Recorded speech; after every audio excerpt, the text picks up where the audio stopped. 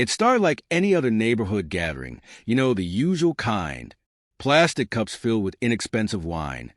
Everyone pretending they're closer than they actually are, and that unspoken competition of who has their life more put together. I didn't think much of it when the conversation shifted to my husband. Mark has always been a bit socially awkward, the kind of guy who stumbles over his words or cracks a joke no one understands until it's too late. And yes, I've rolled my eyes at him more times than I can count.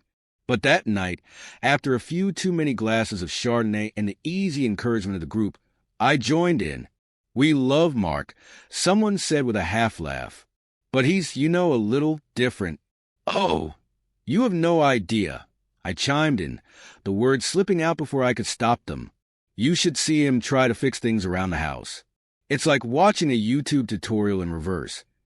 Everything ends up worse. People laughed. Not the polite, fake kind, but deep, genuine laughter.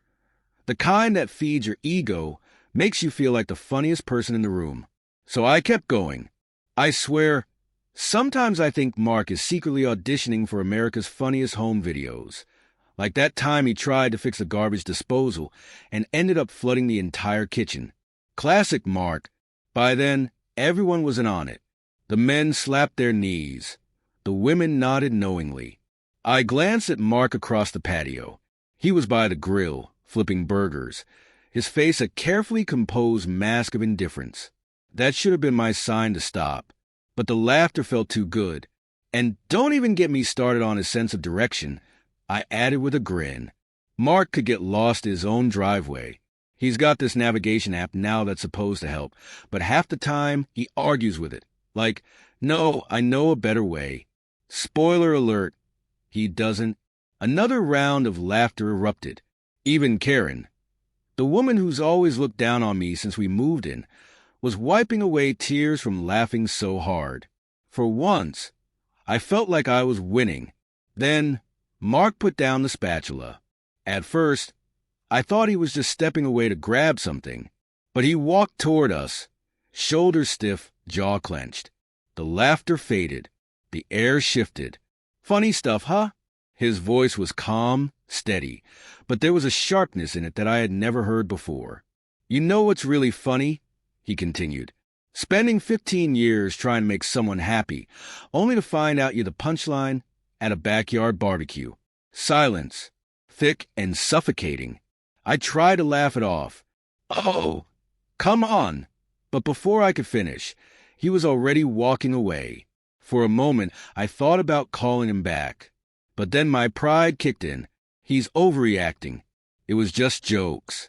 People tease their spouses all the time. That's what I told myself as I put on a pot of coffee and stared out the window, trying to convince myself I wasn't the villain here. But the truth gnawed at me, because no matter how much I tried to ignore it, I could still see his face. And I could still hear the way his voice cracked. When he said 15 years, I didn't know what hurt more, the fact that he had walked out or that I hadn't seen it coming. The texts started rolling in by mid-morning. Karen, ever the nosy neighbor, was the first. Hey, just checking in. That was something last night. Hope you're okay. Then came Jennifer. Claire, I feel awful. Do you want to talk? Maybe grab lunch. Even Karen's husband, Dale, chimed in. Mark's a good guy. Hope you two work things out. Let me know if I can help. They all meant well, I suppose. But each message felt like a spotlight shining on my failure. And it only got worse when Karen texted again, this time with a photo. Mark, sitting alone at a coffee shop across town. Saw this and thought of you. Maybe you should go talk to him. I wanted to scream, or cry, or throw my phone against the wall. But instead, I just stared at the picture. Mark looked calm, resigned, maybe, like someone who had already made up his mind about something. By lunchtime, I was pacing the living room, trying to figure out how things had spiraled so badly. It wasn't like we didn't love each other. Sure, we weren't the type of couple who posted anniversary tributes on Facebook or called each other babe in public. But we had a good thing, didn't we? I tried to remember the last time we had really talked. Not about bills, grocery lists, or household tasks, but an actual, meaningful conversation. It had been months, maybe even longer. Somewhere between the daily routine and my habit of venting about him to friends, I had stopped seeing Mark as a person who could break. And now, apparently, I had found his breaking point. That afternoon, I tried calling him. No answer. So I texted, "Mark, I'm sorry. Can we please talk?" Nothing. I waited an hour before sending another. "I'm not okay. I need to hear from you." Still nothing. By 4 p.m., the coffee pot was empty, and my nerves were shot. Desperate, I started Googling things like what to do when your husband leaves and how to fix a marriage after screwing up. I ended up on a forum for women going through separation. Most of them seemed just as lost as I felt, except for one comment that stuck with me. You can't fix it if they don't want to be fixed, but you can show them you're willing to try. So I tried. The first thing I did was drive to the coffee shop where Karen had spotted him. I didn't really have a plan, just figured seeing him in person might help. But by the time I got there, he was gone. The barista said he had left about an hour ago. And no, he didn't leave a number. No forwarding address. The next stop was his brother's house. Tom lived a couple of towns over and had always been the family mediator. If anyone could talk some sense into Mark, it was him. But Tom didn't know where he was either. "What the hell happened, Claire?" he asked, arms crossed as he leaned against the doorframe. "It was a stupid fight," I admitted, my voice cracking. "I mean, not even a fight. I was just joking around, and he got upset." "Joking about what?" I hesitated. Stuff, just teasing him. Like everyone does. Tom didn't laugh.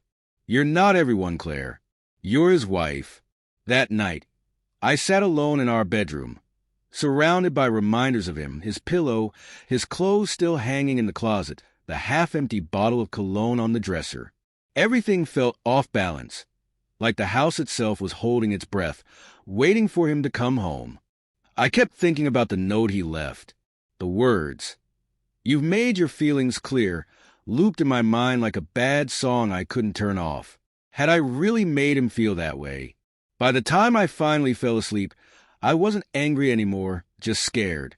Because deep down, I knew this wasn't something I could fix with an apology or some grand romantic gesture. I had broken something, and I had no idea how to repair it. By the next morning, I had to face the truth. Mark wasn't coming back unless I gave him a reason to. I couldn't just sit around hoping he'd get over it. So I swallowed my pride and drove to his office. I parked outside for what felt like forever, rehearsing what I would say. But when I finally gathered the courage to go inside, his assistant told me he hadn't been in all week. That's when it hit me. He wasn't just taking a break from me. He was stepping away from his entire life. A few days later, another note arrived in the mail. Not a text, not an email, but an actual letter. "Claire, I've been staying with a friend and thinking things through." I keep going back to that night, and it wasn't just the jokes. It was the realization that you stopped seeing me as your partner a long time ago. I don't know when it happened, but it's clear now that it did. I can't be the guy you mock to feel better about yourself. I deserve more than that. And honestly, so do you. I've decided to file for divorce. It's not an easy decision, but it feels like the right one. I hope we can handle this respectfully. Take care, Mark. The finality of it crushed me. My first instinct was to argue, to beg, to fight. But deep down, I knew he was right.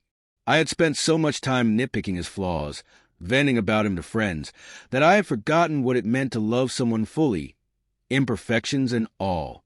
That night, I sat alone in the empty house and let myself feel everything. The regret, the shame, the loss. I wanted to be angry at him for giving up, but I couldn't. Because if I was being honest with myself, I had given up first. The divorce was quick, quiet. We didn't have kids or many assets to divide, so there wasn't much to fight over. Mark moved into a small apartment a few towns over. I stayed in the house. People in the neighborhood stopped bringing it up after a while. Life moved on, as it always does. But every now and then, I'd see Mark at the grocery store or passing by in his car. He always looked content. Not happy, exactly, but peaceful. And I hated how much it hurt to know he had found that peace without me. It's been a year now, and I'm still figuring things out. I've been in therapy, trying to unpack what went wrong, how I became someone who took the person who loved me most for granted.